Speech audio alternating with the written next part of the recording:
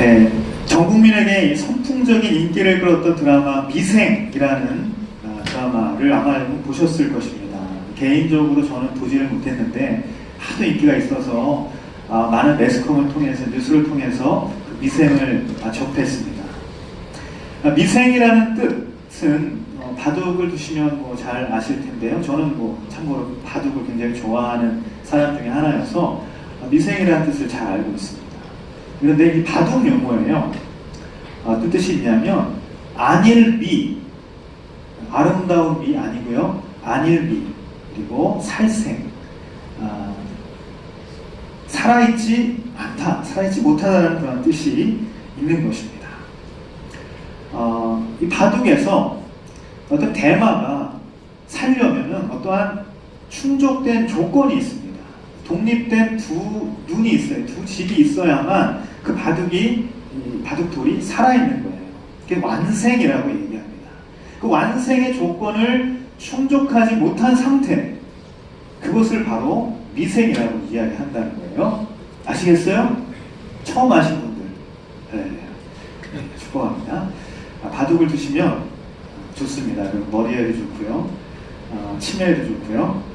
쓸데없는 얘기를 하고 있습니다. 제가.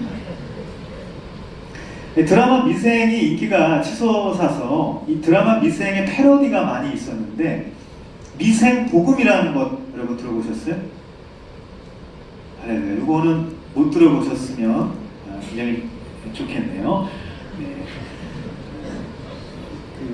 미생 복음이라는 패러디가 나왔는데, 미생의 내용과 성경 말씀을 이렇게 좀 합쳐서 재미있게 만든 것인데, 물론 그냥 재미있자고 하는 것이지 큰 의미를 두지는 않으셨으면 좋겠습니다. 그래서 제가 미생 복음이라는 것이 한동안 이렇게 좀 인기가 있었는데, 그걸 한번 제가 읽어드리도록 하겠습니다. 그림 자료가 준비되어 있는데요. 미생 복음 1장 1절입니다. 내게 월급 주시는 자 안에서 내가 모든 것을 할 수 있느니라. 미생 복음 1장 2절입니다. 나는 야근에 처할 줄도 알고 칼퇴할 줄도 알아. 모든 일, 곧 잔업과 주말 출근과 소득공제와 연말정산 폭탄에도 감사할 줄을 아는 일체의 비결을 배웠노라. 3절입니다. 그런즉 성과, 끝, 보너스, 월급 이 세 가지는 항상 있을 것인데 그 중에 제일은 월급이다. 감동이 없으신가요? 웃으세요. 왜 이렇게 피식피식? 4절입니다. 사장님 홀로 퇴근하며 불 켜진 사무실을 보니 그가 보기에 심히 좋았더라. 주말이 가고 아침이 되니 이는 월요일입니다. 5절입니다. 칼퇴근하는 직원을 향해 이르사 화 있을진저 이 독사의 자식들아 너희가 연봉 감면을 피할 수 있으랴. 네, 6절이죠. 항상 야근하라. 쉬지 말고 야근하라. 범사에 야근하라. 네, 뭔가 굉장히 우픈 이야기입니다. 이렇게 해서 실전인데 10절 마지막으로 사장님이 직원들에게 월급을 주시며 이르시되 생육하고 번성하고 땅에 투자하라 하시니라. 이 직원들이 기뻐 뛰며 통장을 찍어보매 빠질 것 빠지고 이미 잔고 없음을 인하여 슬피 울며 퇴근하니라. 네, 별로 크게 감동은 없으시네요. 여러분 보셨는지 모르겠지만 저는 이거를 처음 봤어요. 처음 보고서 너무 무서워가지고 어쨌든 우리가 이제 재미로 이렇게 이야기했지만 미생, 아름다운 삶이 아니라 미생, 이 미생을 사는 현대인을 풍자하는 의미에서 이 드라마의 제목을 붙인 것이라는 생각을 해봤어요. 어쩌면 영적으로도 우리는 이러한 의미에서 미생이 아닌가, 그러한 생각을 해봤습니다. 오늘 본문은 태어나면서부터 걷지 못하는 사람을 고친 베드로와 요한의 이야기죠. 사실 베드로와 요한을 통해서 일하시는 주님의 그 한 영혼을 향한 역사하시는 장면이라고 볼 수 있는 것입니다. 오늘 말씀을 통해서 미생과 같은 인생, 어쩌면 오늘 이 이야기에 나오는 이 미문에 앉아있는 안진뱅이, 미문에 앉아있는 그 미생과 같은 인생, 그러한 저와 여러분의 인생에 말씀하시는 주님의 음성을 듣게 되기를 간절히 원합니다. 1절에서 4절까지의 말씀을 먼저 한번 읽도록 하겠습니다. 시작. 어느 날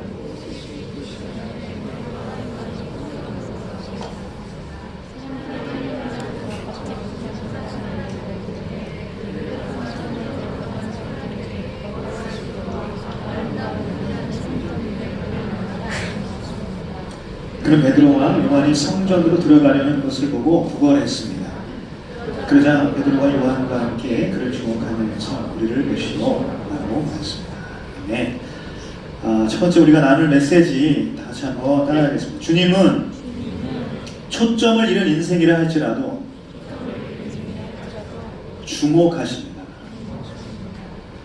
베드로와 요한이 늘 하던 대로 기도하기 위해 성전으로 올라가고 있었어요. 대부분의 유대인들처럼 베드로와 요한도 기도하는 그런 시간을 늘 가졌던 것입니다. 하루에 3번이죠. 3시, 6시, 9시. 유대의 시간 개념으로 이 3번의 기도인데, 우리가 아는 이 태양력 시간으로 계산을 하면 몇 시요? 9시, 12시, 3시. 자, 이렇게 되는 것입니다. 그래서 이 오후 3시 마지막 기도 시간이라고 볼 수 있는데, 이 마지막 기도 시간에 베드로와 요한이 올라가고 있었어요. 늘 그들이 하던 기도의 그런 습관대로 올라가서 성전에 올라가서 기도를 드리려고 했던 것입니다. 오후 3시 마지막 기도 시간에 올라가고 있을 그때 성전 미문에 앉아 있었던 한 사람이 그들을 보았던 장면이에요. 유대인들의 삶을 여러분 보면 유대인들의 삶은 어떻습니까? 늘 신앙생활과 밀접한 관계가 있었던 것이에요. 그들은 일상생활이 곧 신앙생활이었고, 신앙생활을 하면서 곧 그들은 일상생활을 그 가운데 같이 병행했던 것입니다. 기도 시간이 그들의 일상생활이었고, 일상생활을 하면서 늘 그러한 기도의 시간을 가지며 살아갔던 것입니다. 그래서 성전에 들어간다는 의미는 굉장히 일상생활과 동떨어진 곳으로 들어가는 것이 아니라 일상생활, 삶의 터전으로 더 깊이 들어가는 하나의 관문을 통과해 간다라는 의미가 있다는 것이에요. 그런데 그 성전에 들어가는 문에 주저앉아 있었던 한 사람이 있었습니다. 율법상 부정한 사람들이 성전에 들어갈 수 있습니까? 없습니까? 율법상 그럴 수 없기 때문에 들어가지 못하는 그 한 사람이 있었어요. 장애를 가지고 있었던 그가 다른 사람들처럼 일상생활의 터전에 들어가지 못한 채 부적격자로서, 그는 이 다른 사람과 다른 주변인으로서 그렇게 그 미문에 앉아 있었던 것이에요. 그럼 그가 오늘 어디에 앉아 있었냐면 미문이라고 하는데, 이 아름다운 문, 개역 성경으로는 미문이라고 하죠. 미문. 이 라틴어 그 당시의 말로 이야기하면 니카노르라는 이 문, 성전에 들어가는 많은 문들 중에 가장 크고 웅장하고 아름다운 문이 바로 미문이었어요. 높이가 굉장히 높았습니다. 한 20m 훨씬 넘는 그러한 굉장히 아름다운 청동으로 만들어진 그러한 문에 바로 그가 있었던 거예요. 아름다운 문에 앉아 있지만 결코 아름답지 못한 인생, 그 한 사람을 우리는 오늘 만나게 되는 것입니다. 그런데 그가 베드로와 요한이 성전에 들어가는 것을 보고 구걸했다고 말을 합니다. 그래서 베드로와 요한은 그를 주목하죠. 주목하면서 뭐라고 이야기했습니까? 우리를 보시오 라고 말했던 거예요. 사실 베드로와 요한이 그에게 이야기했지만 그 안에 역사하시는 주님께서 그 한 사람에게 말씀하신 거예요. 나를 보라고 말씀하신 것입니다. 자, 이 사람을 우리가 여러 가지 표현을 할 수 있지만 그냥 주인공이라고 편의상 이야기를 합시다. 여러분, 이 주인공은 지금 베드로와 요한을 보면서 구걸했어요. 근데 베드로와 요한을 보면서 구걸했습니까? 아니면 그들을 쳐다보지 못한 채 구걸을 하고 있었습니까? 들어가려는 것을 보았지만 그들을 쳐다보면서 구걸한 것은 아니라는 거예요. 눈을 마주치지 못한 채 초점이 흐려진 채 반복적으로 습관적으로 하는 그러한 행동으로 지금 이 주인공은 구걸하고 있다는 거예요. 이렇게 말할 수 있는 근거는 뭐냐면 베드로와 요한이 그에게 뭐라고 얘기했어요? 우리를 보시오, 나를 보시오라고 얘기했어요. 그냥 구걸하는데 뭐라고 얘기했냐면 뭐 한 푼 줍시오, 뭐 두 푼 줍시오 이렇게 그냥 이야기한 거예요. 베드로와 요한이 들어가는 것만 본 거예요. 그에게 눈을 마주치고 간절한 마음으로 이렇게 이야기하는 것이 아니라는 거예요. 그렇다면 왜 이 주인공은 구걸하면서 상대방을 똑바로 쳐다보지 못한 것인가? 이 주인공의 삶을 한번 살펴볼 필요가 있는 것이죠. 그의 나이는 사도행전 4장 22절에 따르면 40세가 넘었습니다. 굉장히 나이가 있는 사람이에요. 부모의 버림을 받아서 구걸하는 신세가 되었을지는 모르겠지만 지금 그의 형편은 아무도 돌봐주는 사람이 없어요. 그를 미문에 데려다 놓는 사람, 다시 데려가는 사람, 그런 사람들은 도움을 주는 사람은 있을지 몰라도 그의 생계를 책임져 주거나 그런 사람이 있지는 않다는 거예요.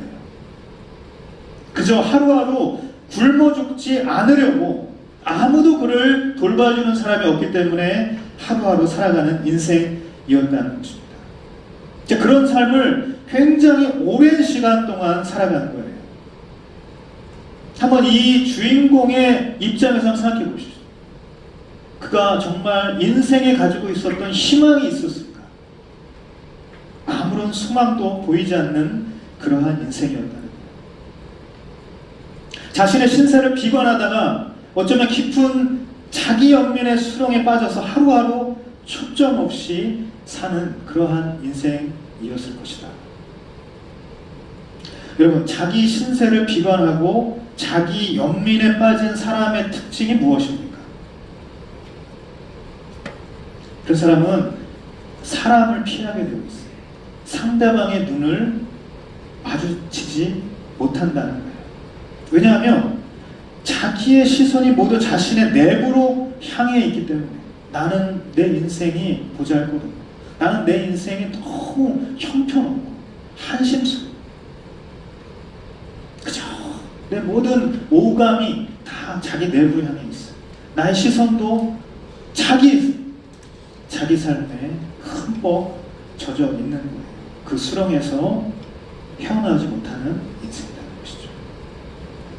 바라보는 모든 초점이 자기의 보잘것없는 모습이기 때문에 그 어디에도 시선을 두지 못한 채 살아간다는 것입니다. 이 독일의 심리학자 안드레아스 크노프라는 사람이 쓴 나를 사랑하지 못하는 나에게 라는 책이 있어요.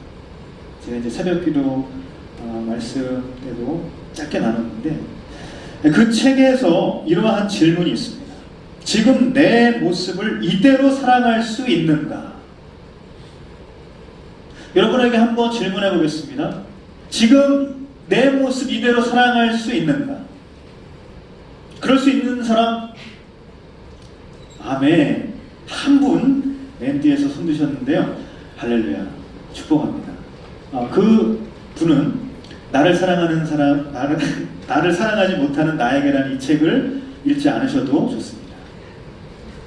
근데 이 질문에 대부분의 사람들이 다 No, 아니요 라고 대답한다는 거예요. 신세를 비관하고 자기 연민의 수렁에 빠지는 비극의 첫걸음은 그 책에서 바로 비교에서 시작된다고 말하고 있습니다. 이 비교는 언제나 비극은 비교에서 시작된다 이렇게 이야기를 하는데, 물론 오늘 이 말씀의 주인공에게 왜 자기 자신을 사랑하지 못하느냐 라고 말하는 것이 굉장히 가혹한 이야기일 수 있습니다. 하지만 이 주인공을 통해서 우리가 우리 스스로를 바라볼 때에 우리는 어떤가? 자기 비관하는 모습, 자기 연민에 빠져있는 그 모습 때문에 내가 바라봐야 할 그 무엇인가를 바라보지 못하고 오직 모든 시선이 내 안으로 향해 있지는 않은가? 우리는 이것을 한번 생각해 볼 필요가 있다는 것입니다. 사랑하는 여러분, 지금 이 주인공은 베드로와 요한을 결코 쳐다보지 못하는 것이 자기 자신의 신세를 한탄하면서 오늘 하루 내가 먹고 살아야 할 식사 그 한 끼만 해결되면 된다는 생각으로 가득 차 있다는 것입니다. 베드로와 요한을 자신의 필요를 공급해줄 구원자로 보는 것이 아니라는 거예요. 그래서 베드로와 요한에게 구걸을 하지만 그의 시선은 미문을 오고 가는 다른 사람에게도 가 있는 것입니다.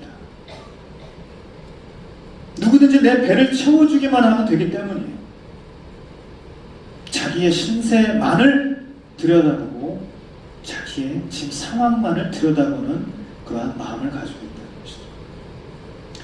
여러분, 어쩌면 우리는 주님과의 관계에서도, 주님께 기도하는 그 가운데에서도 이런 모습으로 있다는 사실이에요. 우리는 보통 자신의 상처와 내면의 아픔, 자신의 현실의 문제, 이것들을 너무 선명하고 크게 보는 경향이 있는 것입니다. 내 신세, 내가 처한 지금의 모습이 너무나도 불쌍하고 비참해 보이기만 하는 거예요. 그러면 점점 내가 주님께 기도하면서도 주님을 바라보는 것이 자신이 없게 되는 거예요. 내 모든 시선이 다 내 상황 가운데에 지금 초점이 맞춰져 있기 때문에 아무도 바라볼 수 없고, 기도하지만 주님도 바라볼 수 없는 거예요. 그래서 기도하면서도 그것보다 훨씬, 그 모든 상황보다, 내 상처보다, 내 아픔보다, 내가 지금 처한 현실보다 훨씬 크신 그 주님을 바라보면서 그 주님께 시선을 집중하지 못한다는 것입니다. 그저 내 안으로만 계속 시선을 고정합니다. 그렇게 기도합니다. 하지만 그래봤자 어떠한 일이 벌어질 거야. 목 놓아 울지만 바뀌는 것은 여전히 아무것도 없는 것이죠. 나를 주목하시는 주님께 눈을 마주치지 못하면 미문에 앉은 미생일 뿐이라는 사실입니다.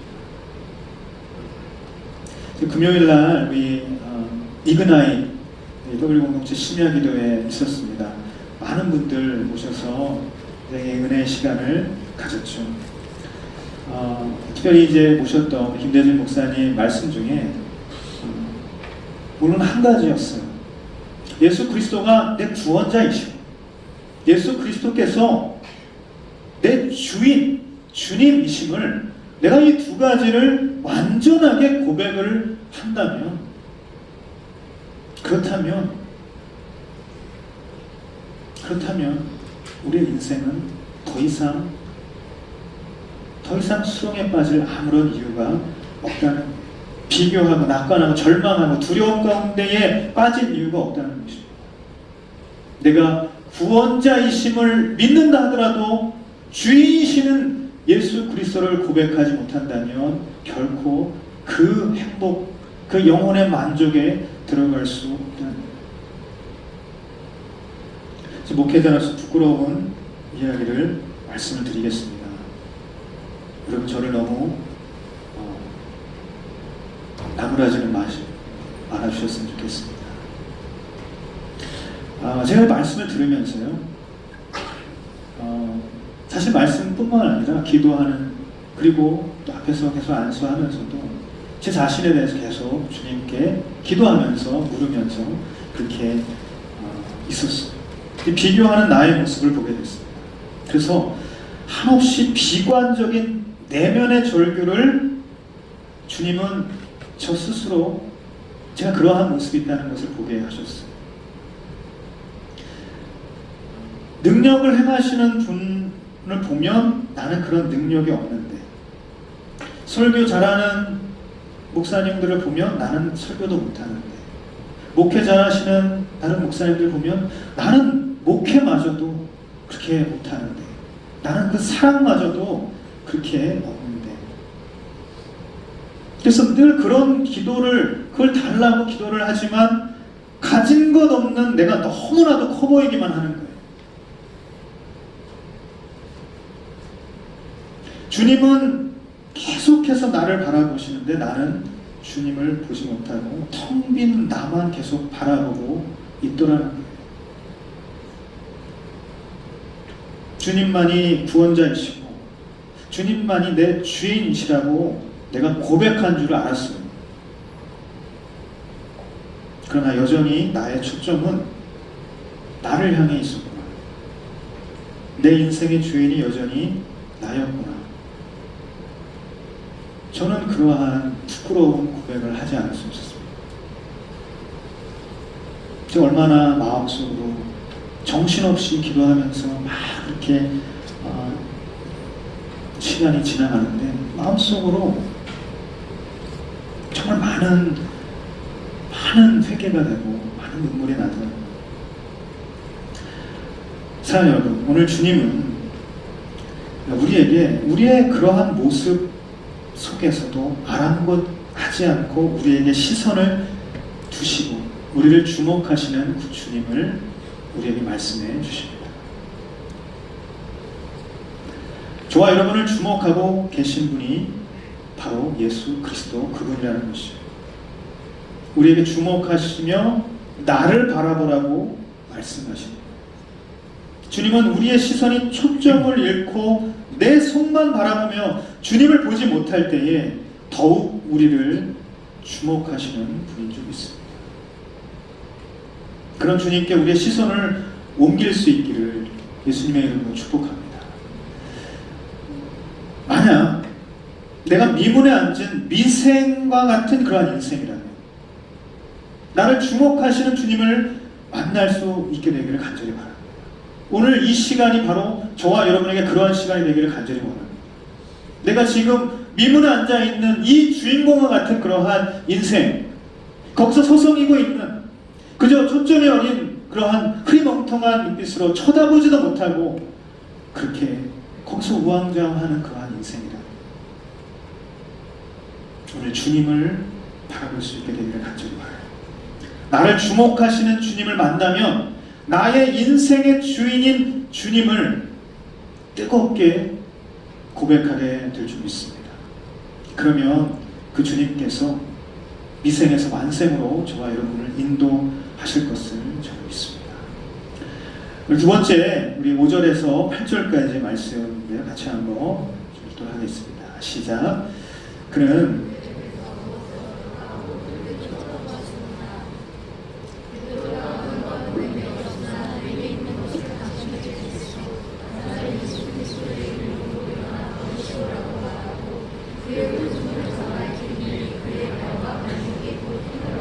뛰기 있습니다. 그는 걷기도 하고 뛰기도 하며 하나님을 찬미하면서 그들과 함께 성전으로 들어갔습니다. 아멘. 두 번째 나눌 메시지 다시 한번 따라합시다. 주님은 꿈을 이룬 인생이라 할지라도 가장 좋은 것을 주십니다. 주님은 초점을 잃은 인생, 내 안에로만 자꾸 내 모든 시선이 있는 그러한 인생이라 할지라도 주님은 우리를 여전히 뜨겁게 바라봐 주시는 분. 두 번째는 우리가 꿈을 잃었다 할지라도 우리에게 남겨진 소망이 없다 할지라도 내가 하나님께 정말 간절히 구하고자 하는 그 소망, 그 꿈을 잃어버린 인생이라 할지라도 주님은 여전히 우리에게 가장 좋은 것을 주시기를 원하시는 분이십니다. 오늘 이 말씀의 주인공은 난생 처음 겪는 경험을 했을지 모릅니다. 한 번도 자기를 쳐다보라고 말하는 사람이 없었을 텐데 오감을 모든 사람이 이 주인공을 알기는 알았겠지만 그와 눈이 마주친 사람이 과연 얼마나 있었겠어요? 아무도 사실은 그에게 그렇게 눈을 마주치면서 이야기해본 사람이 많지는 않았을 거예요. 그런데 누군가 자기를 쳐다보라고 지금 말하는 거예요. 자, 이때 이 주인공 무슨 생각이 들었을까? 불현듯 든 첫 번째 생각은 뭔가 대단한 것이라도 이 줄 모양인가 보구나 하는 생각이 들었을 거예요. 그래서 그들을 쳐다보게 되었을 것입니다. 사실은 그 사람을 베드로와 요한을 쳐다본 것이 아니라 그들이 안겨줄 무언가, 그들이 안겨줄지도 모르는 은과 금을 쳐다본 것이 더 정확할 것입니다. 그런데 그의 마음을 꿰뚫어 보시는 주님은 베드로를 통해서 이렇게 말씀하십니다. 마치 마음이 들킨 것처럼 이렇게 말씀하시죠. 은과 금은 내게 없으나 내게 있는 것을 당신에게 주겠소. 나사렛 예수 그리스도의 이름으로 일어나 걸으시오 라고 말하는 것입니다. 여러분 상상을 한번 해봅시다. 이 주인공 젊은 시절까지 아니면 더 어린 나이까지 그의 인생의 꿈은 걷게 되는 것이었을 것입니다. 그거 다 걷게 되는 것, 남들처럼 걷는 것, 그것이 그의 인생의 꿈이었을 거예요. 걷기만 하면 행복한 삶을 살 수 있을 것이라고 분명히 생각했을 것입니다. 여러분 걷는다는 것이 얼마나 복된 일인지 아시나요? 제가 못 걸어봤는데요. 정말 걷고 싶어서 사진이 제가 한번 준비해봤는데요. 제가 미련하게도 이런 상태에 있었을 때가 있었어요. 정말 너무 아파서 걷지를 못했어요. 한 3주 정도 제가 이제 이러고 나서 제가 병원을 제가 몰랐는데 이런 상태가 돼 있더라고요. 그래서 그 순간 그냥 병원 가가지고 치료를 받고 기부스를 하고 3주 정도 이렇게 거의 걷지를 못했는데요. 여러분이 걷는다는 것은 굉장히 대단한 일입니다. 그의 인생에 있어서 걷는다는 것만큼 그에게 행복을 가져다 줄 수 있는 것이 있었을까? 아니면 그런 생각, 다른 생각을 하지는 않았을 거예요. 늘 그 한 가지만을 꿈꾸며 살아갔을 인생이었을 것입니다. 그런데 어느 때부턴가 걷게 되는 꿈을 잃어버리게 된 거예요. 아니, 나의 인생에는 이 걷는 것은 불가능하다. 나는 그러한 것을 꿈꿀 수 없는 거구나. 그래서 그것 대신 행복을 줄 수 있는 무언가를 인생의 목표로 설정하기 시작했어요. 그게 뭐였냐면 그가 첫 번째 들었던 생각, 은과 금이 그의 배를 배불리 먹여줄 수 있는, 춥지 않은 곳에서 살 수 있게 하는 것, 다른 사람들의 그 시선을 벗어나서 살 수 있는 것, 그 은과 금만 있다면 행복할 수 있다라는 것. 그 은과 금으로 대표되는 이 세상의 부귀영화가 그의 마음의 중심에 생각에 자리 잡고 있었다는 것입니다. 오늘 말씀의 주인공은 아마 비록 몸은 이렇게 되었지만 은과 금, 이 세상 부귀영화만 있으면 내 인생이 바뀔 수 있다고 생각했을 것입니다. 하지만 세상의 가치가 줄 수 있는 만족이 있고 주님께서 주실 수 있는 만족이 있는 것이죠.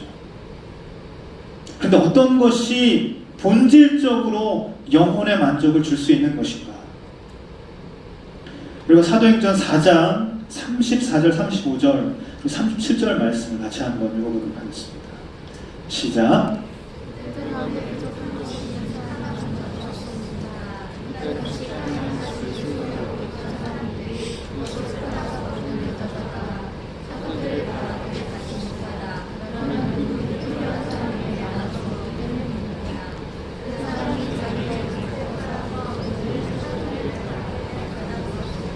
아멘.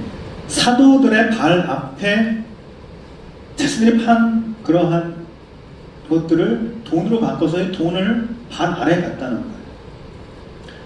그리고 이 초대교회 성도들, 특별히 이 사도들에게 가르침을 받았던 그런 성도들의 돈을 대하는, 이 물질을 대하는 가치관을 알 수 있는 것입니다. 그들은 돈이 있어야 할 곳이 바로 발 앞이라고 생각했던 거예요. 머리 위가 아니라, 우리 인생의 모든 것 위가 아니라 발 앞에 있어야 한다는 것을 너무나도 잘 알고 있었던 것입니다. 예수 그리스도께서 주시는 영적인 만족을 가장 값진 보배로 여길 수 있었고, 돈이나 물질은 발 앞에 놓고 굴릴 수 있는 도구로 여겼다는 것이에요. 여러분, 만약 주인공에게 은과 금이 주어졌다고 칩시다. 그러면 그의 인생이 정말 행복한 인생이 되었을까? 아니죠. 그의 인생에 진짜 행복을 주는 기적은 은과 금을 얻는 것이 아니라 그가 걷게 되는 것이었어요. 주님께서 주시기 원하는 것은 하루를 배불리 살 수 있는 기적이 아니라 영원히 풍요롭게 살 수 있는 기적이었다는 사실입니다. 주님께서 주시길 원하셨던 것은 바로 그것입니다. 금요일에 기도회 때 기도받았던 한 지체의 이야기, 누군지 알려고 하지는 마십시오. 우리 공동체도 아닙니다. 그 지체가 이 언니에 대한 상처가 있는 거예요. 언니에 대한. 어릴 때부터 자기 것을 계속 빼앗겼어요. 그냥 주었고 그것에 대해서 막 땡깡을 부리거나 내색하지 않았어요. 속으로는 싫었지만 그냥 늘 그렇게 양보하고 상처를 받지만 그래봤자 아무것도 바뀌는 것이 없고 나한테 다시 주어지는 것이 없고 어차피 안 될 것을 알기 때문에 포기하면서 살았다고 그렇게 자신의 이야기를 한 거예요. 그 자신은 무엇을 꿈꿔야 할지 모르는 답답한 인생으로 지금까지 살아왔다고 얘기합니다. 안 될 것을 알기 때문에 진짜 원하는 것이 아닌 다른 것을 구하고 있는 자기 자신의 이 한심스러운 모습, 이 답답한 모습, 그것을 이야기합니다. 막 원망스러운데 내 마음 가운데 막 상처가 많은데 그래봤자 이렇게 구해봤자 저렇게 해봤자 어차피 안 될 것을 알기 때문에 자기 스스로 닫아버려요. 그렇게 사는 거예요. 그래서 기도하면서 주님께서 주시는 소망을 그대로 바라봅시다 라고 그렇게 말하고 기도했어요. 주님은 그런 분이 아니십니다. 주님은 엄청나게 크고 위대하신 분이십니다. 주님은 내가 구할 것을 구할 때 풍성하게 주실 수 있는 분이십니다. 주님은 결코 안 될 것 알고 포기한다고 그 좋아하시는 분 아닙니다. 여러분, 하나님은 풍성한 하나님이신 줄 믿습니다. 소망의 하나님께서 우리에게 넘쳐 흐르게 부어주시고 풍성하게 채워주시는 그 하나님이라고 우리는 선언하고 선포하고 우리 오늘 1년의 이 우리의 표로 오버플로잉 위시 소망의 하나님을 우리가 선포하며 나아가는 것입니다. 그분은 풍성하신 분이십니다. 요한복음 10장 10절에 그러나 내가 온 것은 양들이 생명을 얻게 하되 더욱 풍성하게 얻게 하려는 것이다. 주님은 우리를 풍성하게 하실 수 있는 분이십니다. 여러분, 꿈을 잃고 그저 하루하루 살아가는 지금의 모습이 내가 할 수 있는 최선이라고 여기며 살아가고 있는 사람이 있습니까? 그래서 그 다음 차선으로 설정한 목표가 잘못 설정된 목표인지도 모른 채 살아가고 있는 그러한 인생이 이 가운데 있습니까? 예수 그리스도의 이름의 권세는 우리의 생각에 제한을 받을 만한 그러한 권세가 아닌 줄 믿습니다. 우리의 체념 때문에 믿습니다. 오늘 6절 말씀에 뭐라고 이야기하냐면 은과 금은 내게 없으나 내게 있는 것을 당신에게 주겠소 라고 이렇게 이야기하고 있어요. 여러분, 은과 금이 없지만 내가 그거 없지만 대신 네가 걸을 수 있게 해주겠다 이렇게 주님 말씀하신 거예요? 아니에요. 은과 금으로는 결코 대신할 수 없고 비교할 수도 없는 가장 좋은 것을 주시겠다고 말씀하시는 거예요. 여러분, 오늘 말씀의 주인공이 안 될 것이라고 여기고 포기한 것, 언제부턴가 생각조차 하지 않았던 바로 그것, 그가 일어나서 걷는 바로 그것만이 그가 진짜 바라봐야 할 꿈이 되어야 했고 주님께서 그에게 주시기를 원하는 것이 바로 그것이어야 했다는 사실을 여러분 깨닫게 되시기를 주님의 이름으로 축복합니다. 마찬가지예요. 저와 여러분이 안 될 것이라고 여기고 포기한 것을, 바로 그것을 주님은 당신의 이름으로 구하는 자마다 주시기를 원하신다는 사실을 믿으시기를 바랍니다. 여러분, 이런 분이 하나님이십니다. 여러분, 이 사실을 믿으시기를 바랍니다. 미문에서 만난 주님께서는 미생이 아니라 완생의 길로 인도하시는 거예요. 그거 말고 다른 길이 있다고 우리에게 알려주시는 분이 아니에요. 우리에게 가장 좋은 것, 우리가 바로 이 마음 깊이 원하고 있는, 간절히 소망하는 바로 그것, 하나님께 우리가 간절한 마음으로 구할 때에 하나님 그것을 충분히 들어주실 수 있는 분이 있습니다.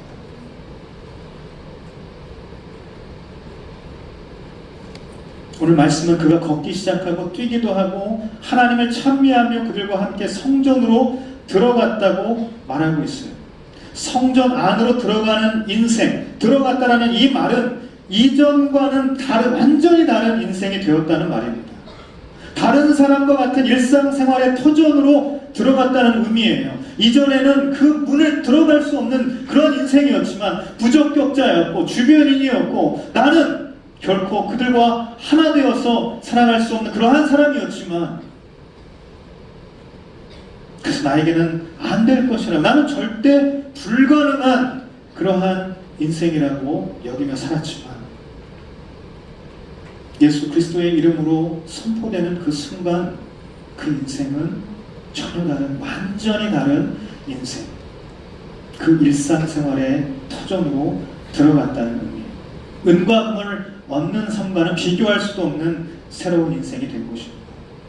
마태복음 7장 11절 너희가 악할지라도 자녀에게 좋은 것을 줄 줄 아는데 하물며 하늘에 계신 너희 아버지께서 구하는 사람에게 좋은 것을 주시지 않겠느냐.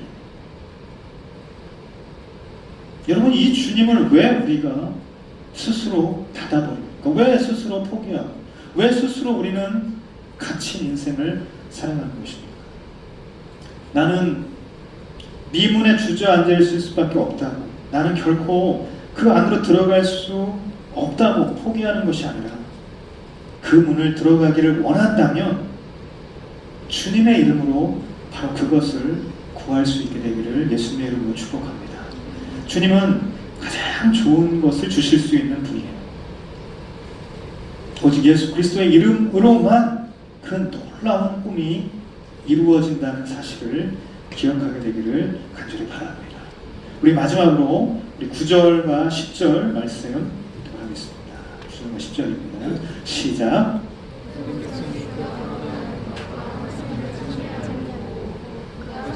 아름다운 문에 앉아 구원하는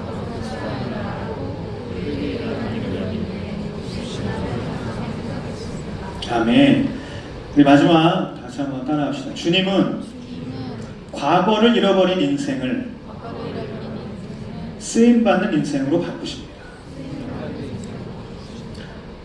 그의 모든 상처와 절망감과 체념과 원망들이 이제 사라지게 되었어요. 그래서 그는 하나님을 찬미하는 인생이 된 것입니다.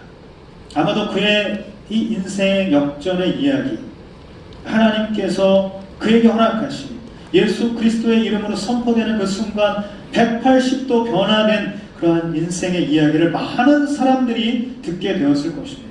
지금으로 따지면 이 집회를 다니면서 많은 사람들이에게 간증을 하는 그러한 강사로 불려다녔을지도 모릅니다. 수십 년 동안 그가 아름다운 문, 이 미문 앞에 앉아서 구걸하는 것을 본 많은 사람들이 그가 전혀 다른 인생이 된 것을 지금 목격하고 있습니다. 그의 인생에 주님의 이름이 선포되고 일어난 일입니다.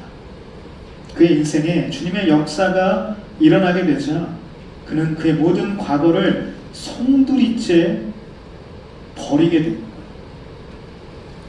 뛰며 걸으며 찬양하며 기쁨에 찬 인생으로 성전으로 들어가는 인생으로 변화되었다는 것입니다. 여러분, 문 앞에 주저앉아서 자신의 신세를 한탄하며 다른 이들의 눈조차 쳐다보지 못했던 사람이 그들과 함께, 사람들과 함께 성전에 들어가는 인생이 된 것입니다. 꿈도 인생의 목표도 다 포기한 채 헛된 것을 쫓던 그러한 인생이 성전에서 하나님을 찬양하는 인생이 된 것입니다. 그래서 모든 사람들이 그의 변화를 보고 놀랍게 여기게 된 것이에요. 10절 말씀을 보면 뭐라고 얘기합니까?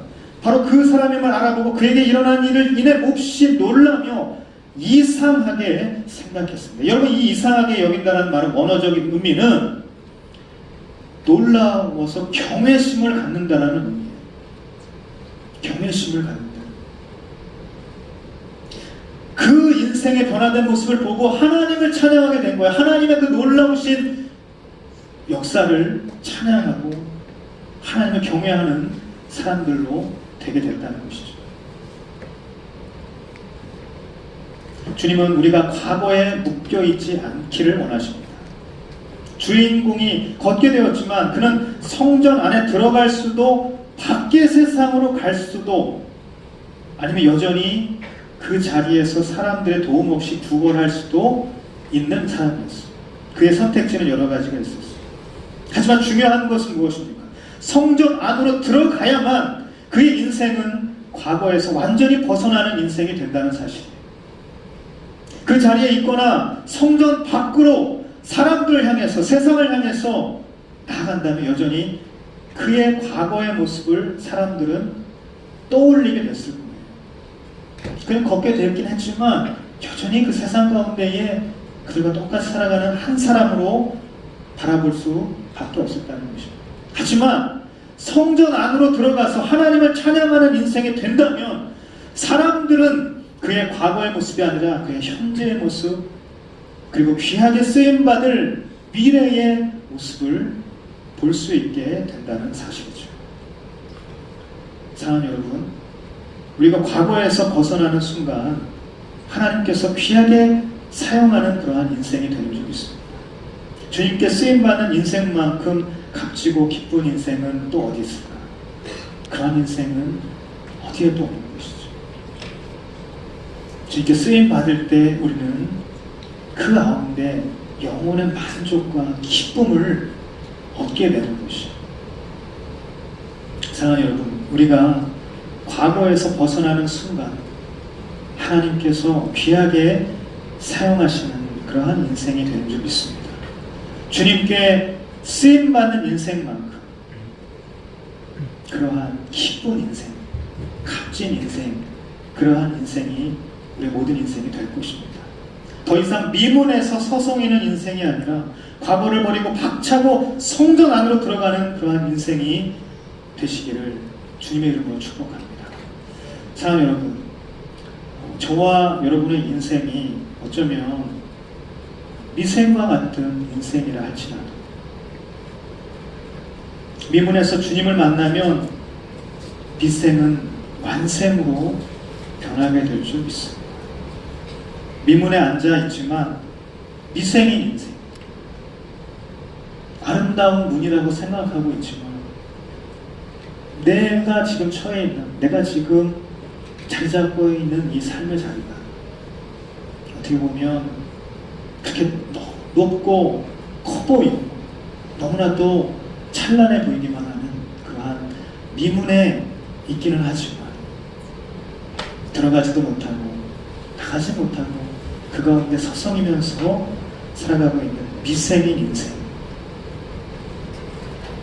그러나 예수 그리스도를 만나고 그의 이름으로 우리의 모든 인생이 채워지게 될 때에 미문을 통과하여서 미생이 아닌 완생의 인생으로 나아가게 될 줄 믿습니다.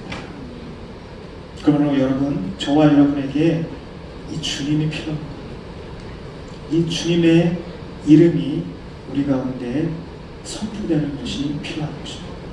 주님 없이는 한순간도 살 수 없는 존재임을 우리가 인정하고 그것을 고백하고 선포해야 된다는 것입니다.